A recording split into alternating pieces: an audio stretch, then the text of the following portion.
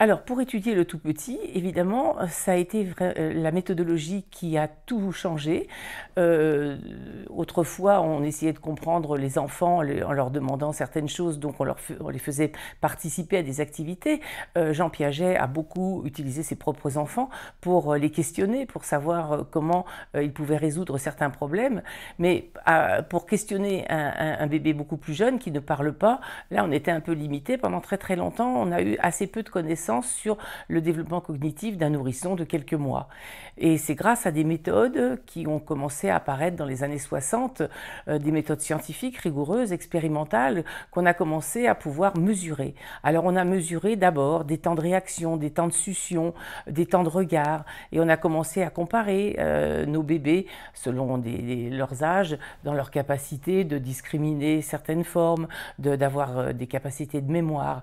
Et puis d'autres méthodes, évidemment, se sont surajoutées à partir du moment où les méthodes d'imagerie médicale sont arrivées.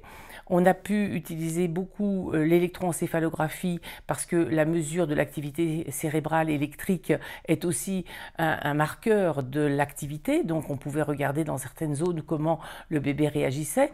Mais c'est vrai que l'électroencéphalographie aussi a ses limites pour tout ce qui est localisation. La localisation était beaucoup plus appréciée avec l'IRM. Et donc là, on mettait aussi les sujets en IRM pour voir le fonctionnement de leur cerveau. Là, cette fois-ci, cette étude, elle est un petit peu moins bonne pour tout ce qui est séquentialité. Mais voilà, toutes ces études ont quand même apporté énormément de connaissances, certaines en regardant le fonctionnement électrique du cerveau ou d'autres en regardant le fonctionnement métabolique, c'est-à-dire la consommation, par exemple, d'oxygène, parce qu'il y a plus de consommation de sang quand le cerveau est actif. Donc, on a eu plein de façons de mesurer les choses, mais elles sont toutes un peu indirectes. Quand on dit qu'une zone s'allume parce que justement elle est utilisée au moment où on résout une tâche, c'est pas forcément parce que cette zone-là est la seule zone capable de résoudre la tâche. Il y a eu certainement aussi d'autres possibilités qu'on n'a pas encore pu complètement étudier. Donc toutes ces méthodes nous ont fait énormément progresser parce que justement c'est toujours dans la science par la rigueur qu'on apprend.